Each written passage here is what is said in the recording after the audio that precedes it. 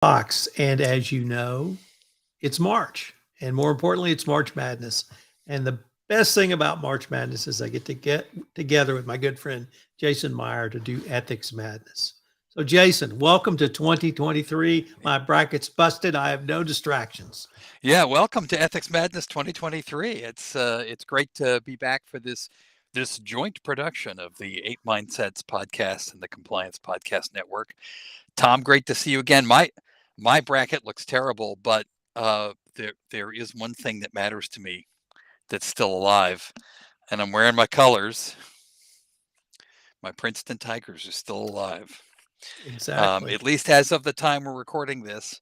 On Wednesday, going into the Sweet 16 weekend.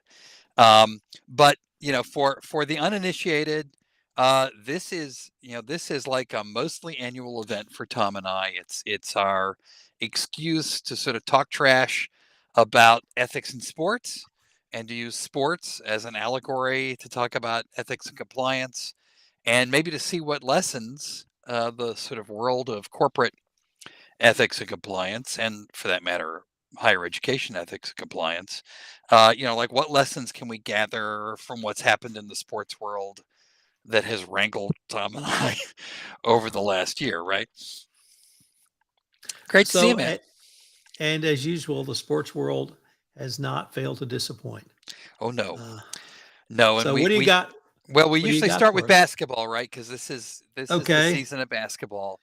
Oh, and So it's bad. it's March Mm. Madness, and there is some ethics madness happening there. And the first thing, Tom, to get me is the University of Alabama Crimson Tide, which is known as a football power, but this year has a number one seed team in the NCAA men's championships. But there's something else about that. It's a really good team, but there's something else about that team, which is two of its starting players, Brandon Miller, who is the team's top star, maybe college player of the year, and another starter, Jaden Bradley.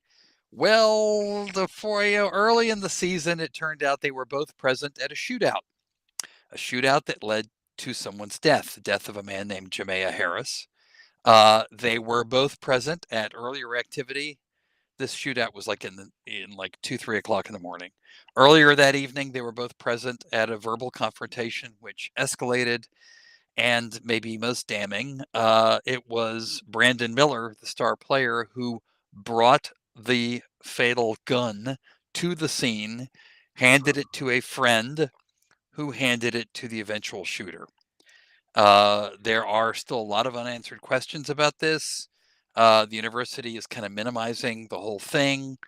Alabama's head coach is not even talking about it.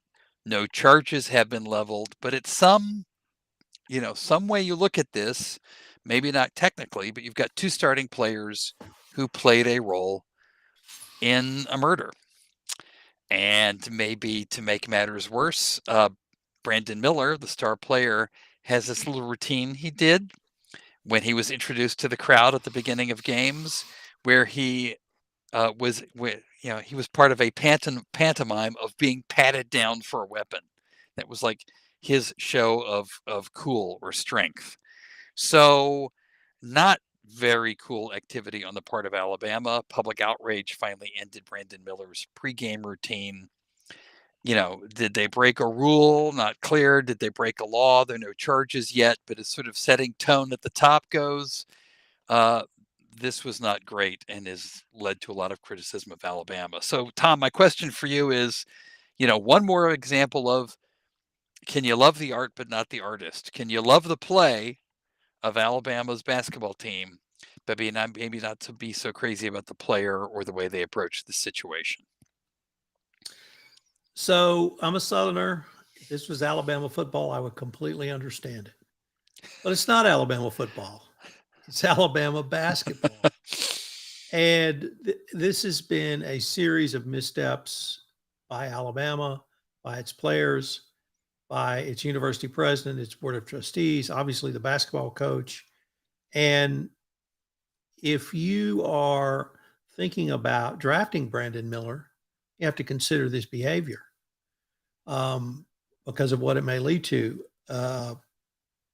NBA pro player named John Morant one of the young, very top stars of the NBA, got into some serious trouble and to the point where it may cost him $39 million for brandishing a gun at a men's club.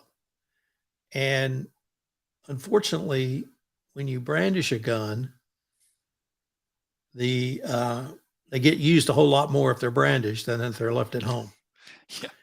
And so here we had actually a couple of things. One, there was a murder charge filed against the shooter. So there have been some charges filed.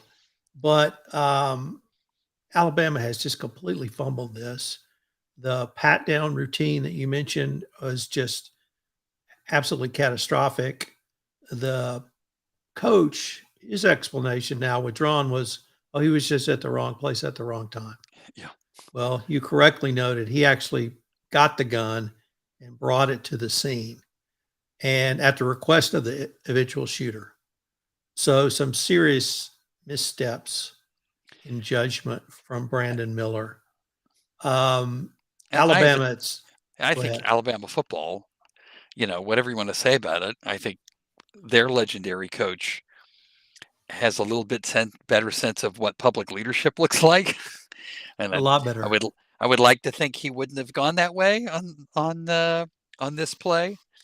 But it leaves a bad taste in the mouth for what is a number one seed. It got the number one seed anyway, and I didn't hear a lot of criticism for the NCAA because ultimately, on what basis are they supposed to seed the teams? I do have sort of a personal ethics question, which is, should I feel guilty that I put the Tide in my bracket? And I ultimately found that I was not able to carry them all the way to the Final Four. Number one, because I thought, I think this is going to be a distraction and take them down. Number two, because I want my bracket to be different than other people's brackets. So number three, it was just like, there comes a point where I do not want to be rooting for this team. And all three are valid. So I just, everything has been done wrong by Alabama in this. I think you see in this how important it is for corporations to really look at their employees that they promote. And I won't speak for you, but I made some serious misjudgments of error when I was 18, 19, 20, 21, 22, and long after that. So I understand that. But people who do things like that tend to keep doing things like that. And that's what gets corporations in trouble when they bring on employees who can either have a certain moral flexibility depending on the circumstances or feel like the rules don't apply to them, period. And I don't know if either of those apply here, but it certainly gives me pause to wonder who would want someone of that character associated with their brand. Yeah, and sort of the lack of remorse, the lack of apology, the lack of understanding of the gravity of the situation. This wasn't just like, I caroused too hard. Probably if it had been a matter of carousing too hard, the team probably would have penalized him for that. And somehow, being handing the gun to the murderer, basically, we're supposed to laugh that off. So, certainly a lesson here about what you project publicly. But you have raised another point, which takes me to another topic, which is, okay, we have indiscretions in our past. Sometimes we have ethical missteps in our past. At what point should someone be redeemed for that? And this year in sports, we have a lot of examples of that, but two come to mind. One is from the tournament. So Rick Pitino, a peripatetic Hall of Fame coach, a great basketball coach. I have rooted for teams because Pitino was their coach. He's been the head coach of Kentucky, the New York Knicks, the Boston Celtics, Providence University, Boston University, and most recently Iona, which he is a small school from a small conference. They won their bid. He brought them to the tournament. I had them in my bracket and they lost. They did not upset in the first round. And promptly after losing in the first round, Rick Pitino announced that he would be going to a school going to St. John's, which is in the ACC and much more likely to get a tournament bid, even if they don't win their conference tournament. This is leaving after a short time Iona, which, as Sports Illustrated's Pat Ford put it, Iona had rescued Pitino from Grecian exile. Why was he in exile? Because his 17 years at Louisville came to an abrupt stop under scandal. Ford's recap of the scandal is as good as any I'll come up with. Ford said, here's the recap. A Pitino staffer arranged for sex acts for players and recruits in the basketball dorm. It led to the school's self-imposing a postseason ban. It led to Louisville's 2013 national championship being vacated, and it led to Pitino being suspended by the NCAA for 5 games. 2 other staffers were found to have committed level 1 violations in an FBI-related case. Pitino personally avoided sanctions, although under current NCAA rules, not the rules in force at that time, but under current NCAA rules, Pitino as head coach would have been held personally responsible for the errors of his staff. Footnote, see Joe Paterno and Penn State, in terms of what's your liability for the errors of your staff. So Pitino didn't do so hot from an ethics point of view. He spent some time out of the game. He spent some time at Iona. Now apparently he is redeemed goods. The other example of redeemed goods I'm going to mention, Tom, because I know it gets your blood going, and that would be the Houston Astros, who defeated my beloved Phillies in the World Series after their cheating scandal of the previous decade, their sign stealing scandal, and various other things. But now apparently the Houston Astros are okay. So the question is basically, what does it take to be redeemed for past misconduct, and can you be redeemed for all past misconduct? I know you're still angry at the Stros, so tell me what you think. So this is a specific question I have struggled with for a long time.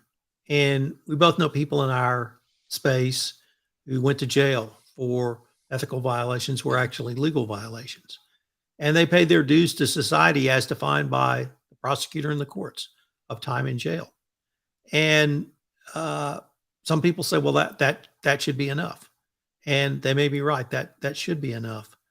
On the other hand, the last example I gave about Brandon Miller and now Ja Morant in basketball, does that type of character really put your brand at risk, whether that brand is your corporate brand, whether it's a company or other brand, or Nike with Kanye West, the artist formerly known as Kanye West, I should say. So I still struggle with that question. At some point, I think forgiveness is appropriate. I'm going to shout out, though, to Evan Drellich for his great book, Winning Fixes Everything, just released on the Houston Astros. And what I learned in that book was 2 things. One was the conduct was much worse than I ever dreamed. It had one of the most toxic work environments. Employees were treated no better than anyone else, and it was just terrible. The other thing, unfortunately, I learned was that the Astros cheated during the World Series.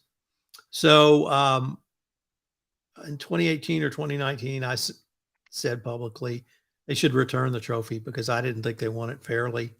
The best I can tell you is I was able to put that out of my mind last October and fully revel in winning a World Series at home.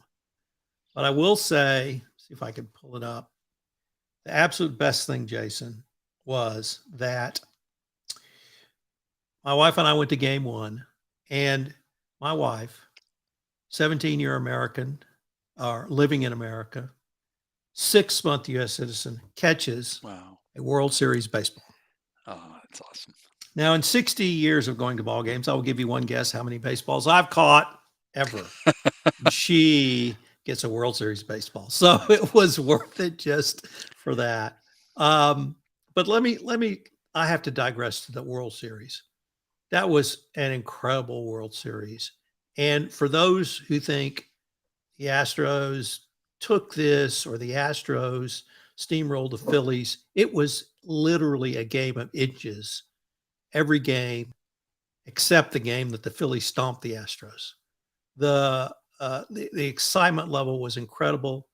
Um, I wasn't really disappointed at the time Bryce Harper was in a slump, but I was pulling for him because he's a face of baseball that hopefully will be with us for a long time.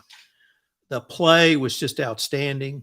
The pitching, for the most part, was just outstanding. It was as great a baseball as you could ask for. So you're right. I'm still mad at the 2017 Astros. I'll probably always be mad at them. I'm madder now after I've read Drellick's book, but it was a complete toxic work environment. And the question I want to pose to him when I interview him is, how did they do so well if it was such a terrible place to work? So Fascinating. that's kind of where I am. I'm Yeah, completely I think we can befuddled. look at recent history and see all kinds of people who made what I think were relatively minor errors who have never been redeemed. I can think of former U.S. senators in that category, for example, who for a youthful indiscretion, are suddenly, out of the political spotlight, and yet sort of outright cheating at what I do is, it's like, oh, well, ho hum. What makes a difference? What do we do? How do we redeem people? I think remorse. I think admission that you did something wrong. You talked about colleagues we know who spent time behind bars, and they come out and they say, wow, I really blew it. Here's what I learned. Let me share my lessons. Let me pull no punches about my guilt. I think that's a lesson for companies coming back from wrongdoing. I think the glass house rule certainly applies, and facing up to what you've done wrong, admitting it, sharing your lessons, I think goes a long way towards us really being able to say, okay, we're ready to move forward now. At another level, Tom, I have never been crazy about corporate zero tolerance policies. In part for this very reason, because none of us are perfect, and to me, there is something different about slipping up once and needing to understand something, and slipping up to 2, 3, 4, 5 times, and okay, maybe that's who you are. I also fear that zero tolerance just thwarts reporting. It raises the stake on reporting. It means that your fellow workers know if they report on you, you're going to face the corporate equivalent of capital punishment with no chance of redemption, and that will make them less likely to speak up. Whereas if it's like we'd like to help people who are wrongdoers, maybe we're more likely to get speaking up in our communities. So I'm not crazy about zero tolerance policies, but I'm also not crazy about the Astros. So I don't know where that puts me.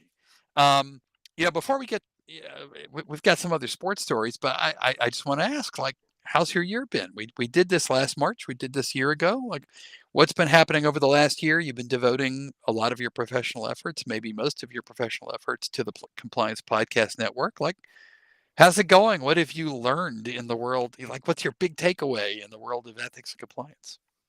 Well, actually, I have 3 podcast networks now. So I'm really trying to see what I can do with all that. And here's the thing I tell people: I just sit around and talk to smart, intelligent, fun people all day. And I have 2 criteria for Present successful company accepted. podcast. Yeah, but Oh, no.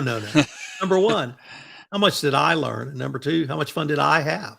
mhm, If we hit 10 or 11 on those, then it's a great podcast. yeah. So I just get to talk to people all day, and it's a lot of fun. I learn more because I'm consuming education, and it's given me an ability to see broader pictures because I'm talking to people from as disparate uh, groups as you can to see how it all sort of fits together. I was on a stage at a podcast conference, and someone asked me the question, "What's hard about podcasting?" And I sat there for a minute and I said, "There's nothing hard about podcasting." Try being a lawyer for 40 years. That was miserable. No, there's nothing hard about podcasting. It's just a great job to have. Well, I think you sell yourself short. I mean, that's first of all, you're being an entrepreneur, you're running businesses. That is to me the greatest mental puzzle and challenge that there is.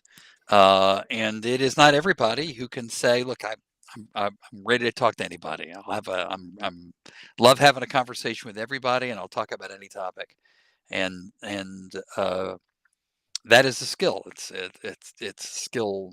Uh, I cherish my dad for having. He was a lifelong journalist, and I tried to learn that from him. And I think it's just great.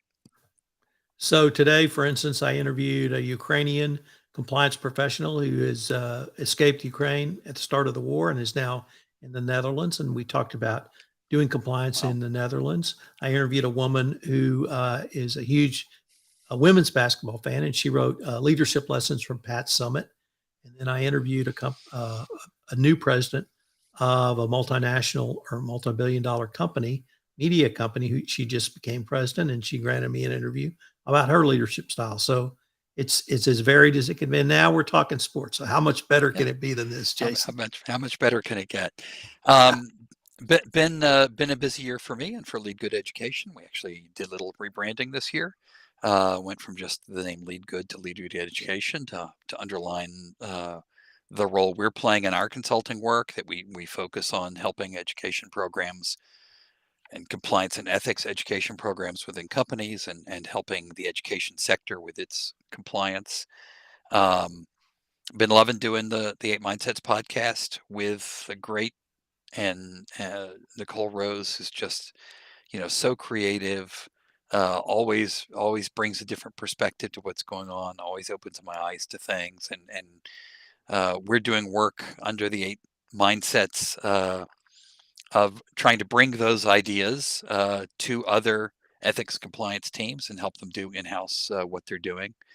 And spending more time and more attention now helping organizations with including and engaging with the neurodivergent people in their workforces, and trying to involve those workers in ethics and compliance. And that's been fascinating work as well. So it's been a great year, and another year where I'm thankful for something that ties us back into sports. And the sports story for me, maybe speaking of redemption, is Kansas coach Bill Self. Uh, Kansas has been under some heat. They have tried to, I think, recover from their NCAA violations. Uh, Another strong team, but they're out this year, and they were eliminated in the tournament only a couple of weeks after Bill Self underwent fairly emergency cardiac treatment for the implantation of stents. A few years ago, been there, done that. That was, uh, you know, 150 points of cholesterol and 50 pounds of weight ago for me. It was a turning point in my life, and it was a lesson in compliance for me.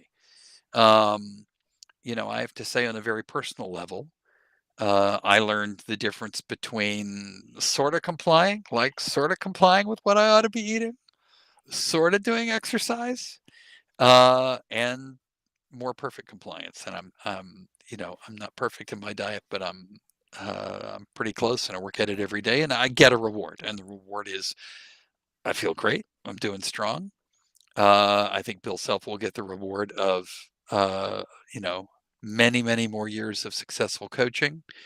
Um, and it's just, to me, it was, Tom, it was just a real personal lesson, again, in the difference between thinking you're doing okay and what it really takes to follow the rules and to do what you need to do, and the payoff for doing what you need to do.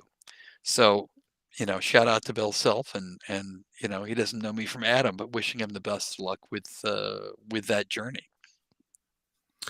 So I took that story in my head in a little bit different direction Okay. because I thought about it from the mental health angle. And I'm a recovering trial lawyer. I'm also a recovering alcoholic. And I work with the State Bar of Texas Lawyers Assistance Program. So I know mental health struggles of many lawyers, but I want people in the Mhm. compliance profession to understand that can happen to them just as easily. And that they're number one, uh, you need to take care of your own mental health. The ultimate end of the day, you're responsible for it. But there's still a wide variety of resources. And please reach out. For the longest time, I didn't reach out except to a bottle, and that brought a whole another set of problems to Yeah. me. But from the mental health perspective, and we have some in our profession who are talking about they're talking about mental health. They're talking about the pressures compliance professionals are under, and a wide variety of other mental health issues that I think it's frankly high time that we in our profession really put on the front burner and talked about. So I want to shout out for I think Lisa Beth Lentini and her Mhm. work Mhm. is the one that comes to my mind most. But a lot of people are talking about it. I know Mary Shirley and Lisa Fine talk about it on the Great Women in Compliance podcast. So please take care of yourself, both as Jason said, from the physical perspective, but also from the mental health perspective. And if you need time off, take time off. If you need help, get help. Every company has an EAP program, but there's a lot of us that I know in the compliance profession who are either like me in recovery Mhm. or that they have had issues that they needed help with, and we got help for it. Yeah, and uh, uh, there but for the grace, I didn't reach for bottle. I reached for pepperoni and cheesesteaks. But a lot of that was for the very, I've learned was for not dissimilar reasons. Um, and I think uh, he hasn't really talked about it. I'm projecting here, but I think Bill Self kind of set an example by saying, look, physically he was standing. He could have been on the sidelines. He didn't put himself on the sidelines, and that self care, you know, self care was more important than whatever additional points he might have brought to his team, and that is definitely the lesson. And uh, you mentioned colleagues you admire. I'm going to give a shout out to Amy McDougall, who's frequently a project partner of mine. We call each other our part nerds, who has been doing uh, a lot of work and love speaking up about self care, especially among veterans, um, and how that relates to their professional lives. Um, we always talk about the airline rule. The airline rule, you know, put on your own oxygen mask before helping others. Lawyers, HR professionals, ethics and compliance professionals, we're in the help of bringing others to serve, of serving others and helping others. We got to take care of ourselves first, and I love that lesson. So I'm going to ask you another question. I'm going to switch. I'm going to put in a hard segue here and switch to a whole other topic, but it's one that's really been front of mind for me because uh, it's a huge intersection of sports and the world of compliance to me, and that's diversity, equity, and inclusion programs and the whole DEI effort, and especially in higher education. And I just really feel uh, for colleges and universities who are, when it comes to DEI right now, walking the tightrope. Um, I think most college administrators and leaders long since have come to a place where they're seeking diversity. It improves their recruitment. They believe it improves their communities. Uh, Big corporate world has been there for a long time. No question about. I think where you'd find most companies' heart when it comes to DEI. But there are state schools, especially in the South, especially in red states, who are facing enormous political pressure from a primary source of their funding in the form of criticism of DEI. I mean, Florida is seeking to ban DEI programs at universities and ban DEI related curriculum. In Texas, DEI is under criticism from the state government. Some universities and colleges in Texas are doing away with DEI, and others are defending DEI.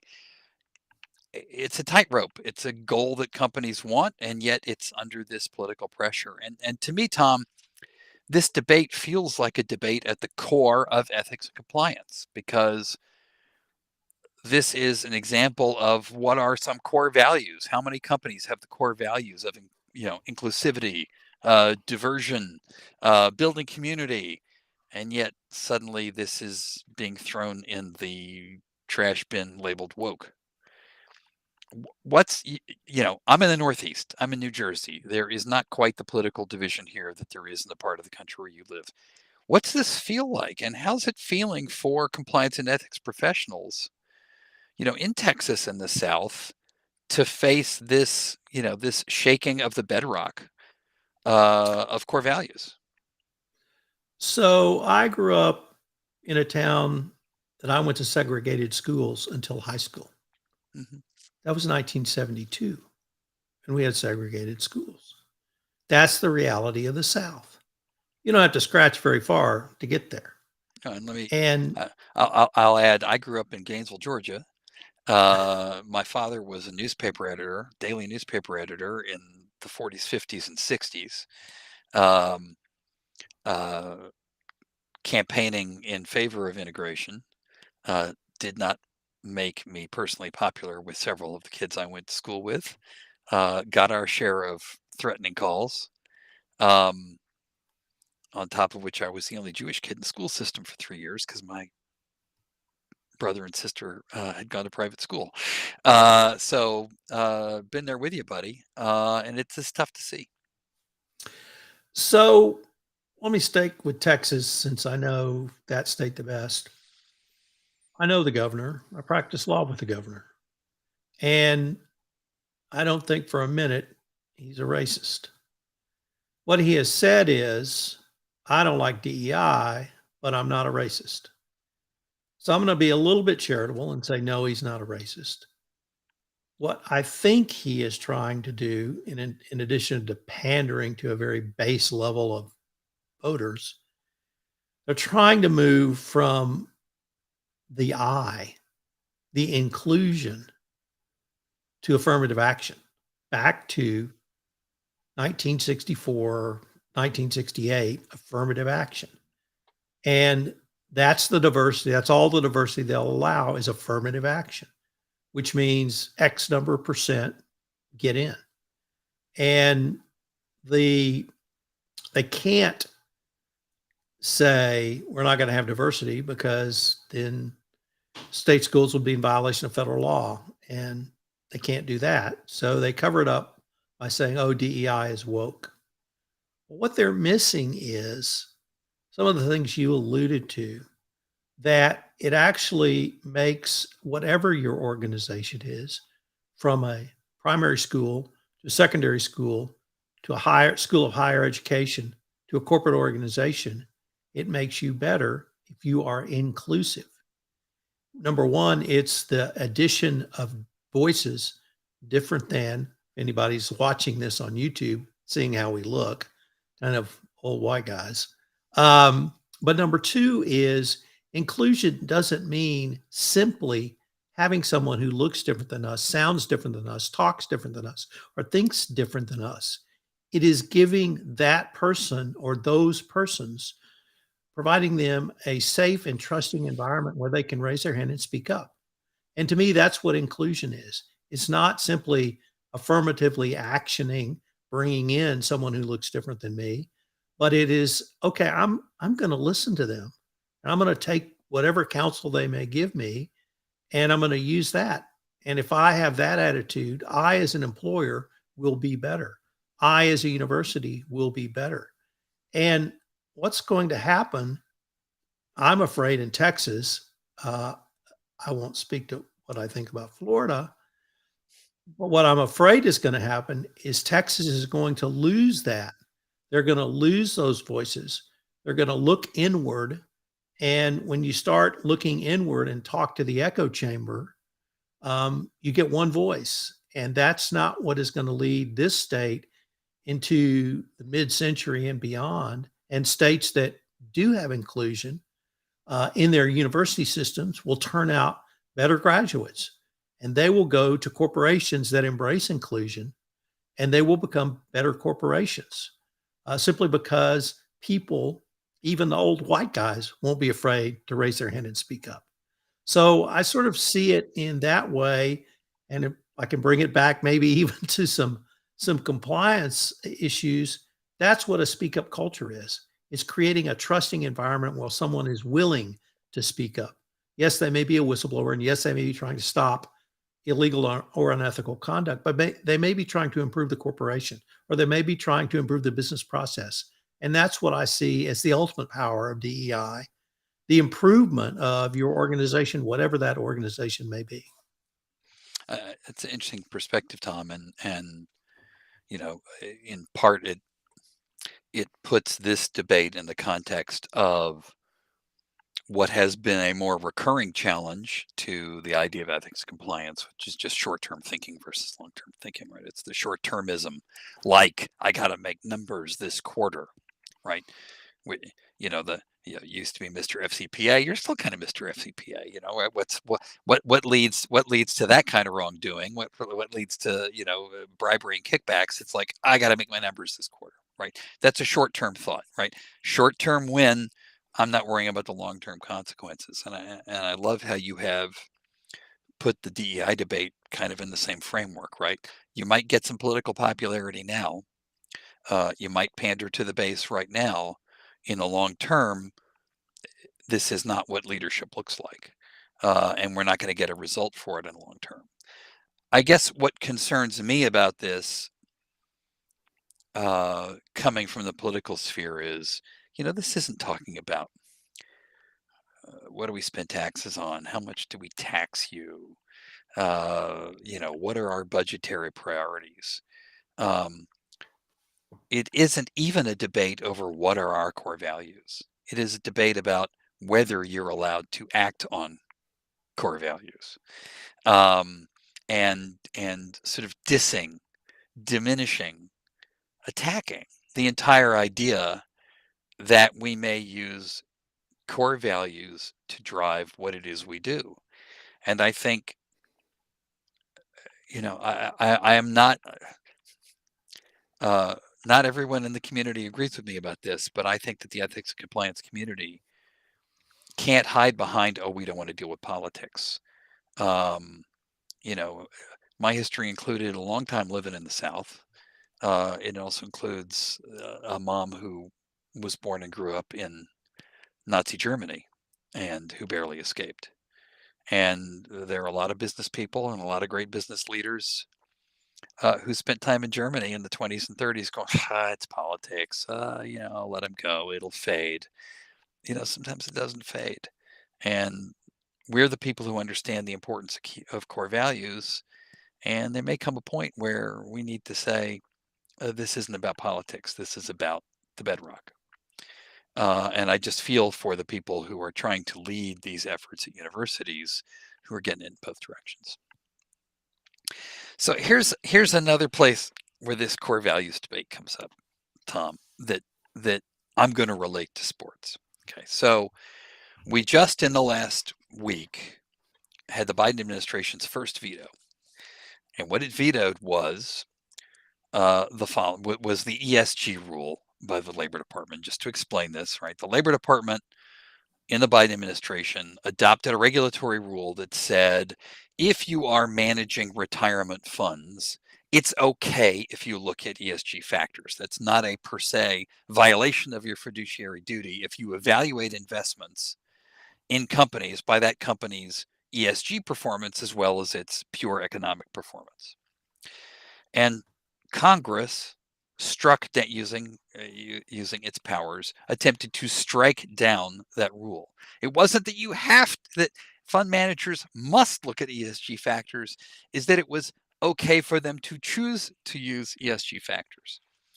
The Biden administration has vetoed this overturning. But here's my sports comparison in this, Tom. So I can bet on sports. I can pick up my phone and parlay all I want. I can bet on, which player is going to make a 3-point shot next. I can just spend all the money I want on my phone betting on sports. And yet somehow I'm not allowed to choose to bet on ESG favoring companies. What? Well, I hate to once again bring up Puritans, but no gambling in the great state of Texas. I can't even bet on sites that are internet sites outside that are domiciled outside the state of Texas because we can't bet in the great state of Texas. So I'm protected from myself from betting. Now I can go to an Indian reservation and play poker, and we do have pari-mutuel betting on horses, but that's horse races, but that's it. So it will probably not surprise you to hear that I see ESG through a business process lens, given my discussion of DEI. And what I say to all those MAGA hat wearing idiots is the following. What ESG does, it gives you, the corporation, either through a chief sustainability officer or a board or some committee, visibility across a wide variety of corporate issues that were not looked at uniformly previously. Whether you want to break it down to the E, the S, and the G, or whatever you want to call it, somebody is looking at business processes. And that when someone looks at business processes, it gives you the opportunity to improve those because you're looking at them through the lens of numbers. That's what the E in ESG is and what the SEC's talked about in their scope 1, scope 2, scope 3 proposed regulations. And when you start looking at the numbers, that's when you can measure it. And if you can measure it, you can improve it and all those other things. So that ESG to me is essentially an enhanced business process. We have picked those letters to name it or moniker it. But within each of those letters, we are putting numbers around something that may not have had numbers around them before. But if there were numbers around it, they were siloed, and the safety guy was looking at safety numbers. The compliance person was not looking at safety numbers, nor were a wide variety of other corporate disciplines. So that, and if you move to G, that's governance. And so when you put all three of those together, I think it can be a very powerful way to improve your business process. Yeah. And so I think it's appropriate to look at ESG. And the market also seems to think this, whether the market is Absolutely. the investing market, whether it's institutional investors, hedge funds, private equity, whether it's banks lending money, whether it's insurance companies who are going to insure your risks. So I've worked for 40 years in the energy industry, and I still do legal work, drafting contracts for subcontractors to go into chemical plants or energy processing plants. And there are now ESG requirements in every contract. Now they're limited perhaps to the safety numbers and safety components, but they specifically put that now in contracts, whether you're doing contract with Exxon, Shell, Citgo, Chevron, it doesn't matter. And this is exactly what I saw in the compliance field, which was the real change came when the business model changed. And what happened once again in the energy industry is because that was the first FCPA industry sweep. The business response was to, we're going to put a compliance program in place, and we're only going to do business with people that have compliance programs, and we're going to drive that all the way down the supply chain. Well, I'm seeing the same thing in ESG. ESG is not going away because it's such a powerful business tool. It makes sense from the business perspective. And if I can broaden this out to, once again, the great state of Texas has said, we are not going to put our money with institutional investors who look at ESG factors. Okay, you made a decision that you're not going to invest state pension funds in those institutional investors. So you're going to get a less rate of your return on your investment. That's going to increase the taxes in the state of Texas. How brilliant is that? Yeah. Thank you very much. Because guess what? Even energy companies are doing ESG because they see it in their self-interest. So I try to talk about ESG as a business process, and it's one of the factors that you can look at. So that's sort of the way I try to look at those things. It's naive or futile of me to sort of expect consistent values-based leadership from the United States Congress. But I just got a flag for a minute, sort of like, okay, liberty, freedom, the ability to make the choices I want to make. That's the American way. But you can't make the choice to go with a funds manager who follows ESG performance. Of all the choices I'm denied, you're denying me that one. Maybe not the model of sort of consistent values-based leadership. Just gotta say. So before we leave, can you tell me the odds for Princeton to make it to the Final Four? Well, I can't tell you the odds. I can tell you that I saw that they're 10-point underdogs to Creighton in the Sweet 16 round. That seems like you want to go with Princeton on the betting side there. I think they're a better team than that.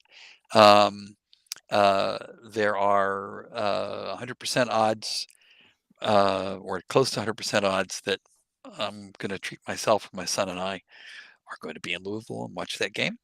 And I know that it'll be an exciting game. I know it'll be a close game. And I guess the thing I would add for our purposes is, should I feel virtuous because I picked Princeton in my bracket, not because it was, whether it's a good betting choice or not. Like, it's the school I went to. I got my alumni hat right here. But here's the thing about Princeton and the success of the Ivy League in the tournament, because Ivy League's punched above its weight for several tournaments in a row here. Here's the thing about the Ivy League. There are no athletic scholarships. None. There's no fifth-year eligibility. In the COVID year, they didn't play. Not only didn't that play, the Ivy League did not grant players an extra year of eligibility. So the players on the Ivy League teams in the 2020 season basically took a gap year to avoid losing a year of eligibility. They lengthened their educational career for the sake of playing, and they didn't have scholarships. And yet the Ivy League team this year has beaten Arizona and beaten Missouri, and I kind of think they're going to beat Creighton. Pac-12, SEC, and Big East. That would be a nice trifecta for an Ivy League team to pull off. So maybe you can root for Princeton because you're a fan of doing things the right way. What do you think? So the last time an Ivy League sent a team to the Final Four was Penn in 1979, losing to Michigan State in the semifinals. So, number two, the NCAA finals will be held in Houston. I must add. You Yes. hold a degree from that fine basketball institution. But the Final Four will be in Houston. So perhaps you will be in Houston seeing the Princeton Tigers. Here's an idea. I'll come knocking on your door because I'll need a place to stay. There you go. I have stayed at the Princeton Club in New York City, so I have a personal connection from that realm as well. And absolutely, you should feel righteous about your support of your Princeton Tigers. Thank you. If you don't mind, Tom, I'm going to wrap up with the way that we wrap up the 8 Mindsets podcast, because I'd love your thoughts about it. Which is, at the end of every podcast, we pick our compliance anthem of the week, and it's it's a song that can help compliance and ethics professionals sort of like get spirited up for the work ahead. And I have heard several conversations, especially in the coverage of the women's bracket on CBS. I heard reporters and coaches talking about the song "The Climb" by Miley Cyrus. Sometimes I'm going to have to lose. Ain't about how fast I get there. Ain't about what's waiting on the other side. It's the climb, and how inspiring they found it. And so I'm going to throw that out as our anthem of the week, to make a little sports connection in there. And Tom, fun as always to have this conversation with you. Well, let me see if I can pull this off. Okay.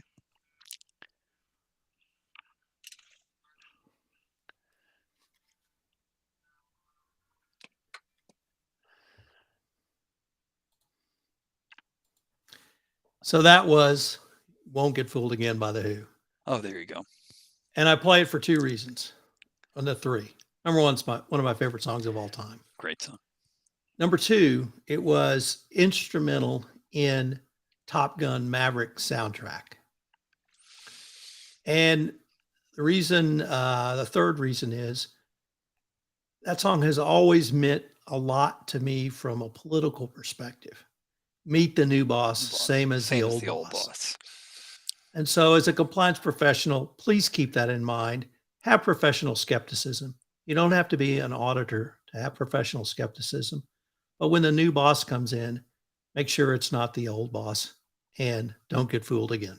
Right. And in the world of redemption, I might get fooled once, but it's that second time that counts. Tom, I loved doing Ethics Madness with you again. Thanks so much for providing the platform and for another great year. If the Houston Cougars are in the Final Four, and you have the pleasure of seeing that at home, I'll be thinking of you. And if the Princeton Tigers make it to the Final Four, I'm going to be looking for a couch.